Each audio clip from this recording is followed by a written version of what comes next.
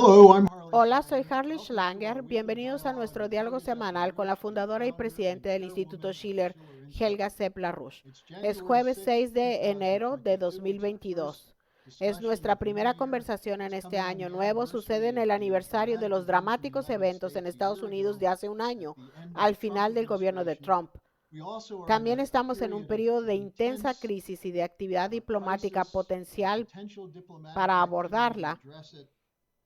¿Por qué no comenzamos con la coincidencia de las próximas reuniones? La reunión de los ministros de Relaciones Exteriores de la OTAN, el diálogo estratégico entre Estados Unidos y Rusia, etcétera, con el estallido de lo que parece una revolución de color en Kazajstán. Helga, ¿crees que hay una conexión? Well, Si me hubieras preguntado hace una semana si esperaba algún intento para perturbar los esfuerzos diplomáticos provenientes principalmente de Rusia y China para desactivar lo que se estaba gestando claramente como una doble crisis cubana en Ucrania y Taiwán, habría dicho que absolutamente deberíamos esperar que una provocación interrumpiera estas reuniones y aquí estamos. Ahora permítanme primero señalar el aspecto positivo. Hubo cierto avance hace solo unos días, el lunes, pues por primera vez las naciones P5 de la ONU, es decir, los 5 estados permanentes con armas nucleares, acordaron reafirmar la importantísima declaración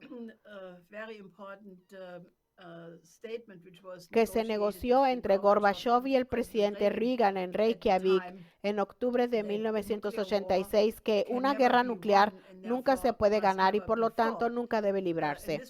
Y esta fue la primera vez que estas 5 potencias nucleares se pusieron de acuerdo sobre tal declaración. Esto nunca antes había sucedido, así que como tal es un avance muy importante. Pero naturalmente todas las partes interesadas y observadores también deben tener en cuenta que las palabras deben ir seguidas de hechos.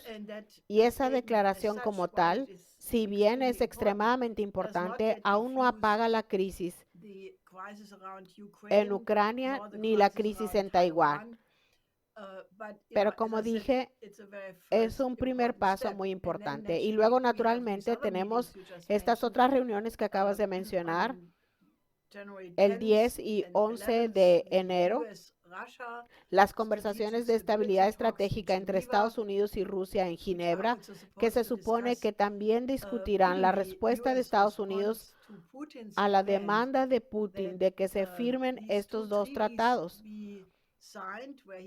donde exige que Estados Unidos y la OTAN den garantías de que Ucrania nunca será invitada o llevada a la OTAN. Y en segundo lugar, que la OTAN no se expandirá más hacia el este, hacia las fronteras de Rusia.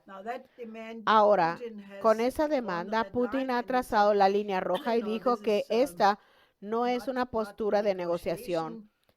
Insiste en que hay que firmarla y si no se firma, tendrá una respuesta dramática porque pertenece a los intereses de seguridad existenciales muy vitales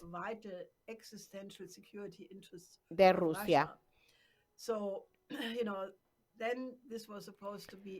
Entonces se supone que esto será en Ginebra el día siguiente, el 12 de enero, el Consejo de la OTAN-Rusia se reunirá en Bruselas. Pero ahora, de repente, habrá una reunión preparatoria de ministros de Relaciones Exteriores de la OTAN el 7 de enero, es decir, mañana. Y el viceministro de Relaciones Exteriores de Rusia, Grushkov, ya dijo que esto no es bueno porque cada vez que estos ministros de Relaciones Exteriores se reúnen, hay más problemas, por lo que esto puede incluso hacer que sea más difícil esta cumbre en Bruselas. Y luego, un día después en Viena, el debate de la OSCE sobre el mismo tema se llevará a cabo. Así que este es un marco diplomático en el contexto del cual se podrían esperar ciertos pasos, ciertos avances. Ojalá salieran Y por lo tanto, naturalmente, lo que ha estallado ahora en Kazajstán es realmente extremadamente siniestro y tenemos que hacer una investigación completa de los elementos que intervienen en él. Ahora, formalmente, los disturbios que estallaron en 2 días en muchas ciudades de una manera obviamente coordinada, bastante violenta en Almaty, donde el edificio del gobierno fue ocupado. Esto se desencadenó formalmente por la eliminación de los subsidios gubernamentales a los precios del gas, que se duplicaron como consecuencia, y la población reaccionó con mucha fuerza, dado que la tasa de inflación en Kazajstán ya era severa. Pero luego, en cuestión de horas, en realidad, o en un día como máximo, sucedió algo más.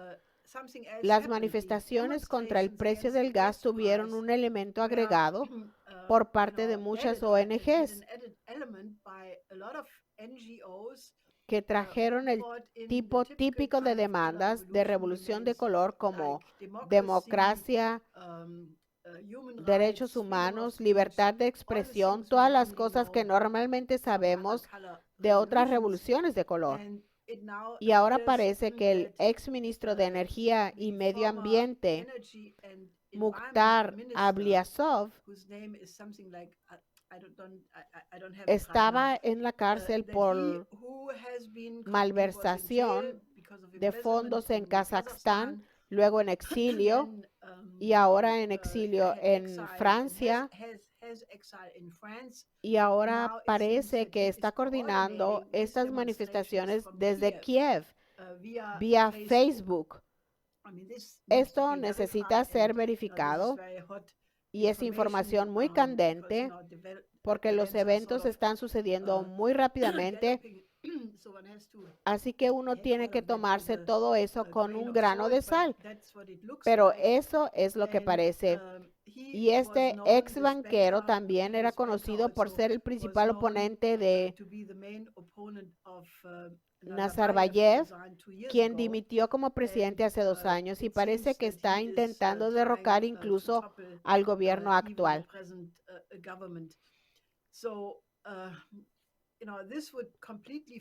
Esto encajaría completamente.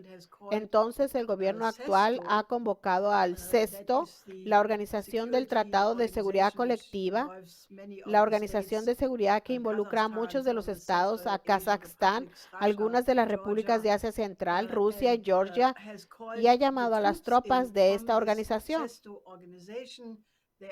Sexto, ya están en el terreno y naturalmente hay un fuerte componente ruso entre estas tropas, pero todo esto es legal porque el presidente kazajo los llamó para que se defendieran y eso es completamente legítimo. Pero es inquietante, sin embargo, que esto ocurra pocos días antes de que tengan lugar estas reuniones diplomáticas de suma importancia. Una cosa que debe investigarse es ¿qué llevó realmente a este aumento en el precio del gas? Porque de repente se introdujeron reformas de precios de mercado que llevaron a este aumento de precios que desencadenó todo. Pero eso nuevamente es un modus operandi típico de que algunas protestas legítimas luego se mezclan con estas operaciones de revolución de color, y hay muchas ONGs en Kazajstán financiadas por Occidente, y esto tiene todas las características de lo que sucedió en el Maidán en Kiev en 2014.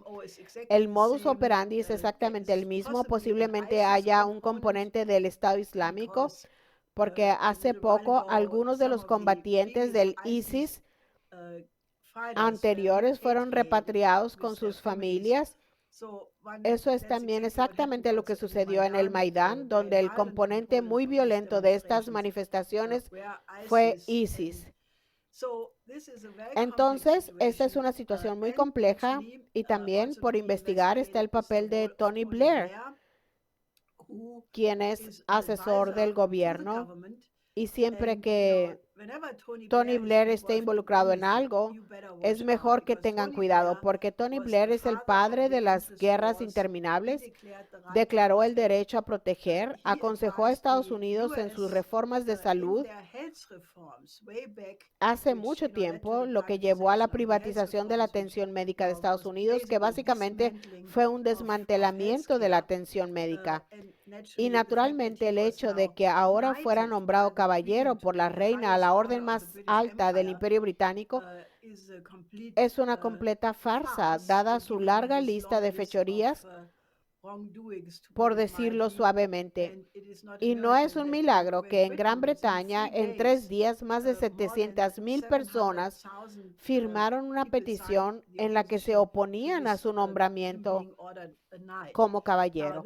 Ahora, esto es un anacronismo en sí mismo en los tiempos modernos, tener a la monarquía nombrando caballero a alguien por sus servicios. Es como un cuento de hadas de la Edad Media, pero afortunadamente parece haber una fuerte oposición contra su título de caballero en Gran Bretaña, y esto afortunadamente destacará aún más el malvado papel de Blair. Pero es muy peligroso lo que está sucediendo en Kazajstán y realizaremos una investigación completa de todos los elementos involucrados. Hay elementos de financiamiento de Soros, financiamientos de ONGs, y si esto resulta ser un esfuerzo instigado por Occidente para descarrilar estas reuniones diplomáticas que son extremadamente importantes, porque estamos al borde de una crisis de los misiles cubanos, mucho peor en cierto sentido, debido a que la gente es menos serena del lado de la Alianza Transatlántica. Entonces esto será algo que necesita la mayor atención y el estado de alerta de toda la población. La portavoz de Biden, Jen Psaki, ya salió y dijo que no hay evidencia de una participación de Estados Unidos y que es solo la desinformación rusa habitual, así que ya esperan que haya una investigación. Ahora, en la situación estratégica hay otro acontecimiento significativo. La nueva ministra de Relaciones Exteriores de Alemania, Annalena Baerbock, se reunió ayer con Tony Blinken en Washington. Nuevamente, esto está en la preparación para las próximas reuniones y parece que puede haber algún posible cambio que se está produciendo dentro del nuevo gobierno alemán. Pero por la reunión parecía que Blinken y Baerbock cantaban la misma melodía sobre Rusia.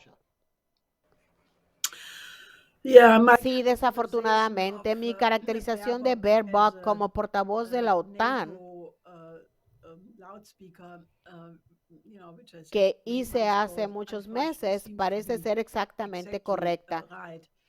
Quiero decir, esta mujer creo que tiene el peor puesto posible que podría tener.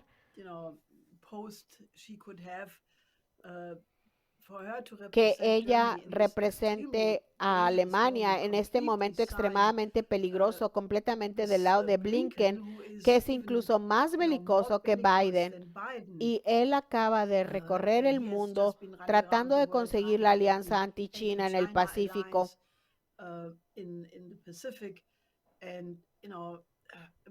Y que un ministro de Relaciones Exteriores alemán sea tan absolutamente inconsciente de la historia del siglo XX, del papel que jugó Alemania en la guerra contra Rusia en la Segunda Guerra Mundial, que costó la pérdida de 27 millones de vidas a Rusia. El papel muy generoso de Rusia en el periodo de la reunificación alemana, y no debemos olvidar, como mencionamos la semana pasada, acabamos de publicar una cronología basada en documentos originales y auténticos que deja absolutamente claro que no fue culpa de Rusia lo que sucedió en Ucrania o en cualquier otro lugar. Fue el incumplimiento de la OTAN de las promesas a Rusia de no expandirse hacia el este y muchas otras promesas incumplidas y provocaciones muy claras.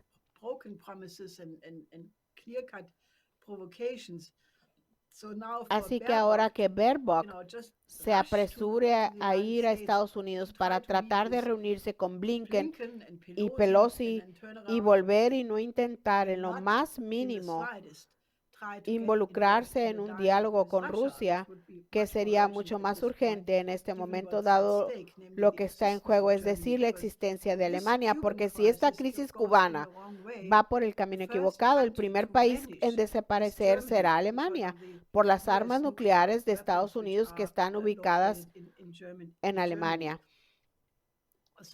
Así que creo que esto es absolutamente horrible y uno solo puede esperar que el canciller Olaf Scholz, quien anunció un nuevo comienzo en la relación con Rusia, se deshaga de Baerbock. Quiero decir que esto es repugnante. Difícilmente puedo encontrar palabras para un comportamiento como el de ella. Decir que es antipatriótico es la subestimación del año. Creo que ella es una marioneta de la OTAN, esta mujer. Con suerte, esto conducirá a su renuncia anticipada debido a que el interés propio de Alemania y una persona así en ese puesto son incompatibles. Helga, permíteme hacerte una pregunta más amplia, que es la discusión sobre estas próximas conferencias con las demandas de Putin de estos nuevos tratados. En el fondo, ahora la gente empieza a preocuparse por la alianza Rusia-China. ¿Esto cambia las cosas? Algunas personas incluso dicen que Estados Unidos debería retirarse de las amenazas contra Rusia porque eso está impulsando a Rusia hacia China.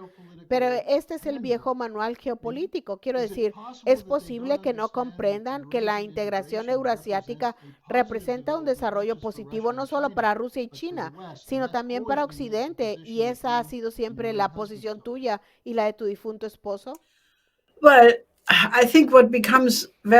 Creo que lo que queda muy claro es que la cooperación dentro de Eurasia a lo largo del puente terrestre euroasiático, lo que luego se convirtió en la nueva ruta de la seda y ahora en la nueva ruta de la seda se convierte en el puente terrestre mundial, exactamente como nosotros hemos propuesto durante los últimos 30 años y en realidad mucho más, pero digamos durante los últimos 30 años, que eso es del interés propio de toda la gente de Eurasia, de la industria, del trabajo, de la gente de buena voluntad que quiera tener un futuro pacífico. Es una cosa, pero también está claro que aquellas personas que piensan en términos de imperio, el interés de Londres, de Wall Street, de Silicon Valley y de Frankfurt, hay que añadir, tienen una perspectiva diferente debido a que necesitan expandir el imperio, necesitan continuar succionando la sangre de las colonias, como lo estamos viendo con respecto al tercer mundo, y naturalmente piensan que tienen que estar en una perspectiva belicosa.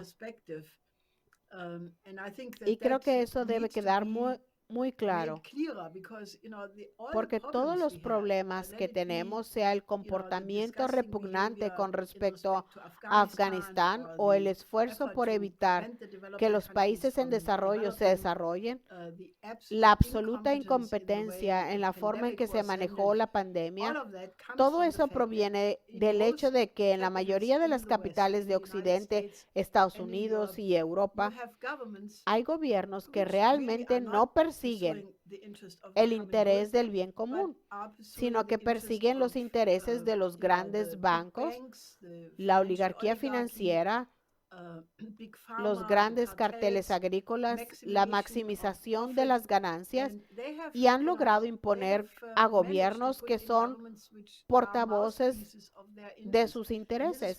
Y es por eso que en muchos países del mundo transatlántico la población reacciona cada vez más con tanta desconfianza contra los gobiernos. En Estados Unidos, por ejemplo, algunos de nuestros colegas me dijeron ayer que más de 200 congresistas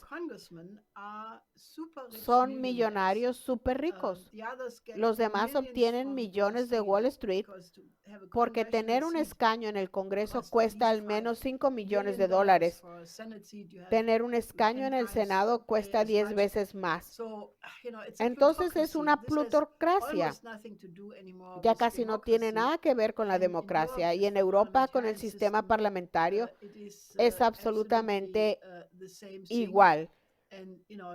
Y ahora se puede ver con el gobierno de coalición tripartita en Alemania que realmente no importa cómo se vota. Se puede votar verde, se puede votar liberal, se puede votar por los socialdemócratas y todos obtienen el mismo cóctel porque llegaron a un compromiso independientemente de los votos. Simplemente demuestra que el sistema parlamentario y la forma en que el sistema presidencial en Estados Unidos ha sido socavado, que eso realmente no representa lo que está en la Constitución de Estados Unidos.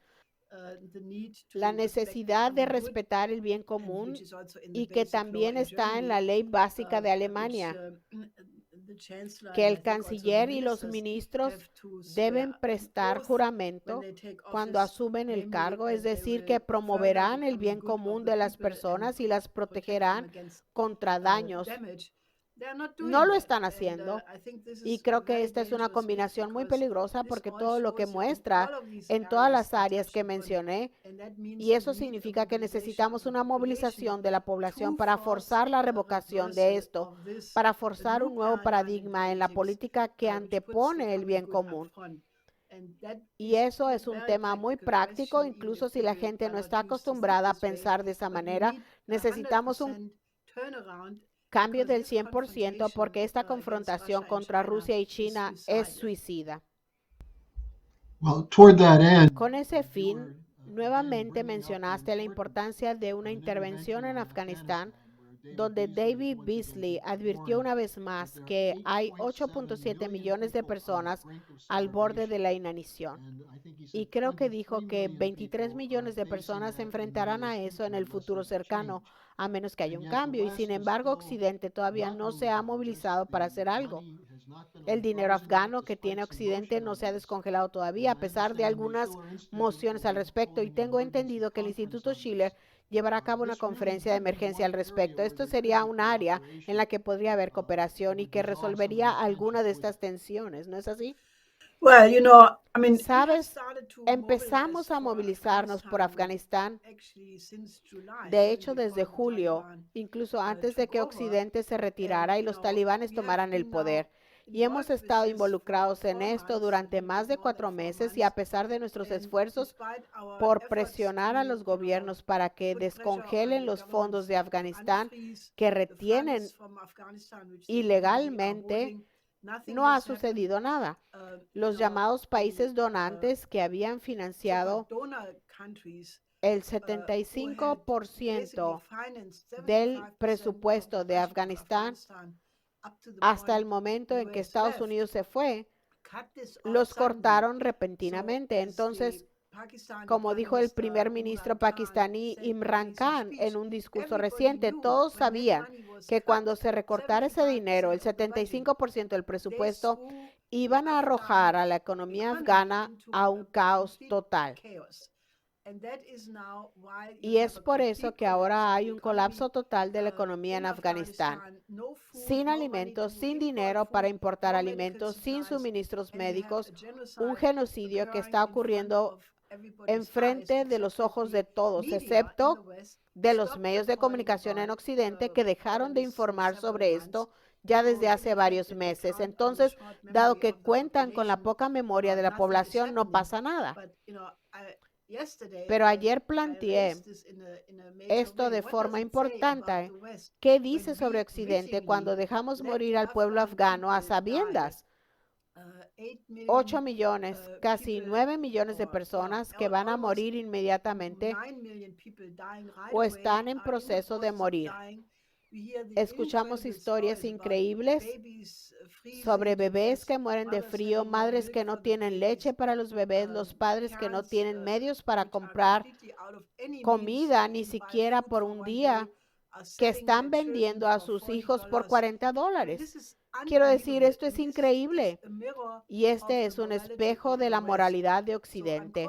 Entonces les pido que nos ayuden a movilizarnos, que nos ayuden a implementar la operación Avicena, que es la idea de comenzar con un sistema de salud, hospitales modernos en Afganistán y luego tomar eso como el comienzo para construir la economía en el contexto de la iniciativa de la Franja y la Ruta. Esto debe hacerse. Y lo que la gente tiene que entender es que la indiferencia moral, la indiferencia depravada que está mostrando el mundo occidental hacia Afganistán es la misma razón por la que la gente tolera el comportamiento de los gobiernos respecto a cómo manejar la pandemia. La privatización del sistema de salud con el fin de obtener beneficios económicos. Después de 2 años de la pandemia, debemos darnos cuenta de que no está funcionando siempre y cuando se busquen beneficios en el sector de la salud. En este momento en Estados Unidos, Omicron está fuera de control e incluso si es menos letal que la variante Delta, el hecho de que está abrumando el sistema de salud. El gobernador de Maryland, por ejemplo, acaba de declarar estado de emergencia. Eso puede suceder en muchos más estados porque el sistema de salud está completamente al límite. Pero la negligencia de no proteger a su propia población mediante la construcción de nuevos hospitales. Cerraron hospitales durante la pandemia en Estados Unidos y también en Alemania. Creo que necesitamos un cambio total de prioridades y la población tiene que despertar que su indiferencia, tu indiferencia, de algunos de ustedes, claro, contra Afganistán es lo que permite que estas políticas podridas continúen en nuestros propios países. Y tenemos que movilizarnos por un nuevo paradigma, tanto dentro de nuestros propios países como en las relaciones entre naciones, porque son expresiones del mismo problema en el sistema. Insto a las personas a que visiten la página electrónica del Instituto Schiller y obtengan el nuevo memorándum del Instituto Schiller. Caminamos sonámbulos hacia una tercera guerra mundial termonuclear. Esta es la cronología que mencionaste antes. Les dirá todo lo que necesitan saber sobre cómo usar estas próximas reuniones diplomáticas para pasar a una nueva arquitectura de seguridad como parte de un cambio hacia un nuevo paradigma. Helga, es para todo lo que tenemos tiempo hoy. Gracias por acompañarnos. Nos vemos la próxima semana. Sí, pero también tenemos el año de Lyndon LaRouche, por lo que les contaremos más sobre nuestras actividades al respecto en los próximos días. Muy bien, te veo la próxima semana. Hasta la próxima semana.